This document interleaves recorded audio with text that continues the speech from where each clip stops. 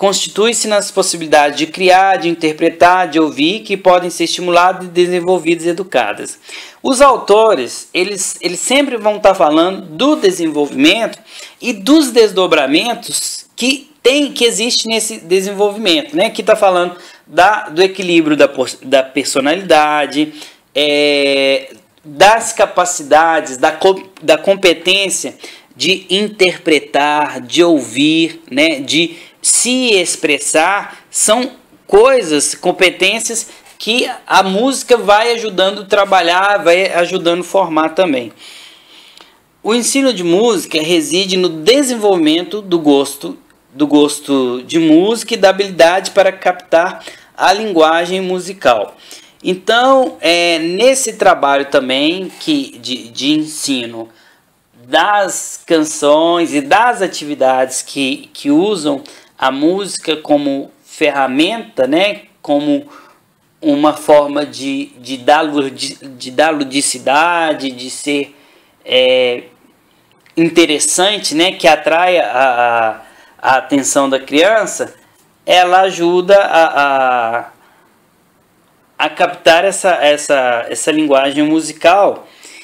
E essa linguagem musical, às vezes, ela pode ser uma forma mais compreensível ou uma forma mais facilitada, menos complexa, mais facilitada da criança entender e se comunicar e aprender também. A música, né, possibilita o acesso do educando ao imenso patrimônio musical que a humanidade vem construindo. Então, assim como na literatura, a música, ela traz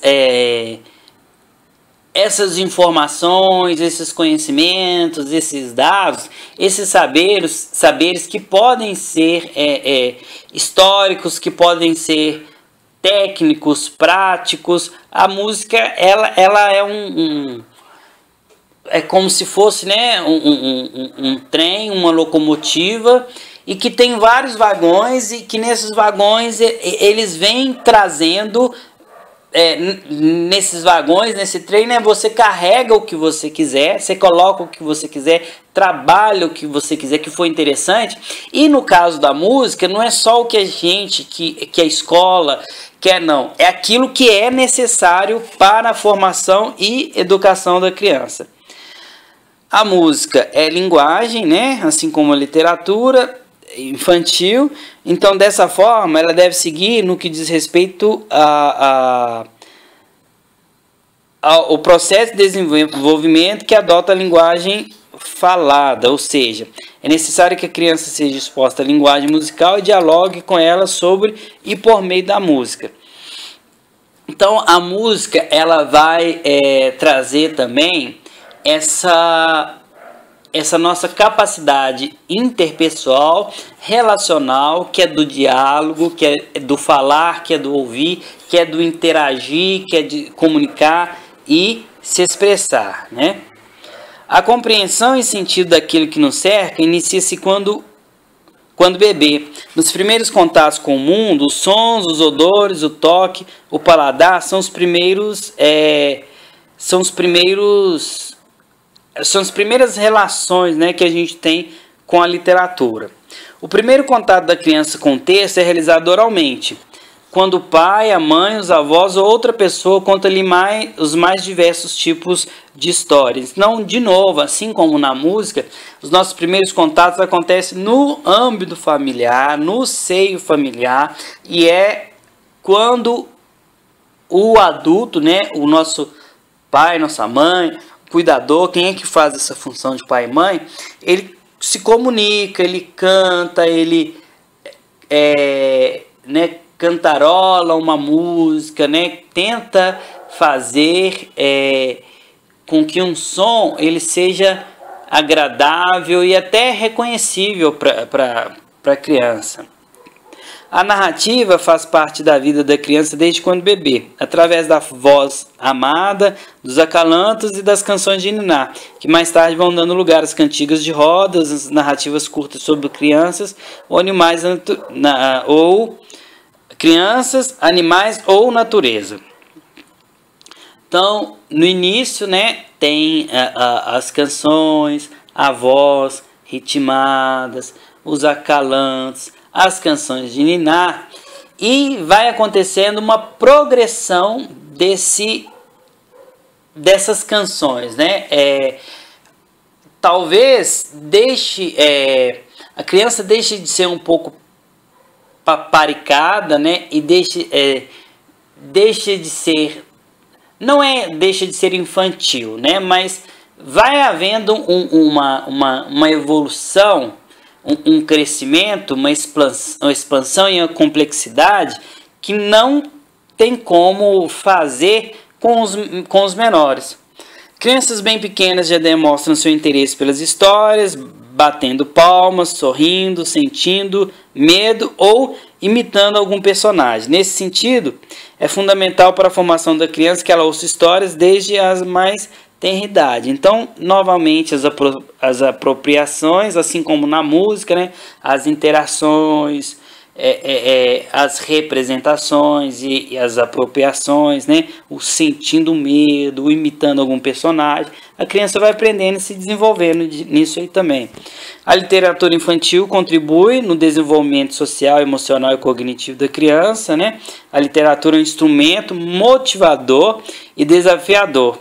Ela é capaz de transformar o indivíduo em um sujeito ativo, responsável pela sua aprendizagem, que sabe, compreende o contexto em que vive e é capaz de modificá-lo de acordo com a sua necessidade. Então agora, Bakhtin, em 1992, ele vem chamando a atenção que a criança é um ator social. Ela não é um ser cumpridor de ordens e de regras, que não tem autonomia e que não pode fazer nada. E essa construção da sua identidade, da sua personalidade, ela é subsidiada também pela literatura e pela música, né? A criança ela vai se apropriando desses conhecimentos, né? Desses vagões, dessa bagagem que a música, que a literatura trazem, e vai incorporando isso na sua vida, na sua prática, na sua forma de agir, pensar e se comunicar também. As histórias, elas trabalham problemas existenciais típicos da infância, como medo, sentimento de inveja, de carinho, curiosidade, dor, perda, além de ensinar infinitos assuntos. Abramovich, ele, em 97, né, ele fala que é também através de uma história que se pode descobrir outros lugares, outros tempos, outros jeitos de agir e de ser, outras regras, outras éticas, outra ótica. É ficar sabendo história, filosofia, direito, política, sociologia, antropologia, etc., sem precisar saber o nome disso tudo e muito menos achar que tem cara de aula. Então, aquilo que é do dia a dia, né, da criança, ou que vai compor os seus conhecimentos, o seu vocabulário, os seus conceitos, eles são incorporados e apresentados à criança por meio da literatura e da música, e às vezes ele nem vai saber uma nomenclatura ou um verbete ou um termo específico para essa vivência ou para essa experiência, mas ele vai identificar que isso já aconteceu com outros sujeitos, com outros atores, e que existe uma forma de se relacionar com isso, que existe um jeito de resolver problemas e que talvez exista até um jeito melhor do que o jeito que ele resolvia os seus problemas e se relacionava com eles. O sujeito, ele constrói seu pensamento a partir do pensamento do outro, portanto, uma linguagem dialógica, né? A vida é dialógica por natureza, ninguém é uma ilha, a gente interage, a gente vive em sociedade, numa comunidade, né? Numa família, a gente tem pares e a gente tem que dialogar com esses pares. Então, é um diálogo, né? Interrogar, escutar, é um exercício, né? Responder, concordar, etc. Neste diálogo, o homem ele participa todo e com toda a sua vida, com os olhos, os lábios, as mãos, a alma, o espírito, com o corpo todo, com as suas ações. Então, ele comunica também, não só oralmente, né? Mas com a gesticulação, né, com os lábios, com as mãos, com os olhos, né, com um suspirar, com um franzir de testa, com o corpo todo, com suas ações. Ele se põe todo na palavra e essa palavra ela entra no tecido dialógico da existência humana no Simpósio Universal, é o Bakhtin 92 que ele fala isso. A gente pode concluir, né, pelos diálogos e as conversas que a gente tem tido e que esse texto apresenta, né, que é importante que os professores eles estejam bem informados e se atentem para a responsabilidade que têm. Então, os professores têm uma responsabilidade muito grande sobre os seus ombros e o fato deles serem um dos principais modelos da criança e dependendo da situação, a criança passa mais tempo, né, com o professor do que com o pai e com a mãe, na educação integral e nas longas jornadas de educação integral. E o professor tem essa responsabilidade e tem essa oportunidade também, né, de fazer um trabalho bem bacana.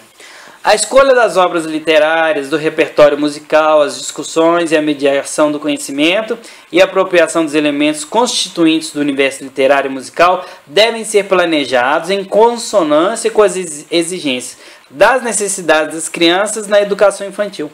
Então, tudo que for pensado, tudo que for planejado, tudo que tiver no currículo da educação infantil com relação à música e à literatura, ela tem que ser pensado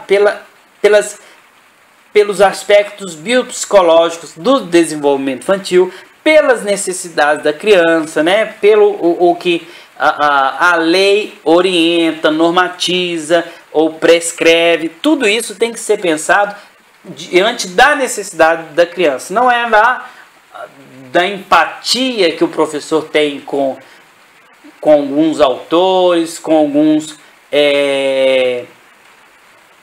estilos, né, literários ou com alguns gêneros literários, tudo e com estilos musicais ou com certos cantores, compositores. Isso não deve nortear a prática do professor. O que deve nortear a prática do professor no ensino de literatura infantil e no trabalho com a música, na musicalização, tem que ser as necessidades da criança, a formação do professor voltado para o desenvolvimento infantil, para essa aprendizagem global que transcende os conteúdos escolares. A educação infantil é a primeira etapa da vida escolar e ela deve direcionar todos os esforços para uma aprendizagem e desenvolvimento global, fundamentando seu trabalho através de uma visão holística, né, do todo e que não marginalize a arte e a cultura no processo de formação.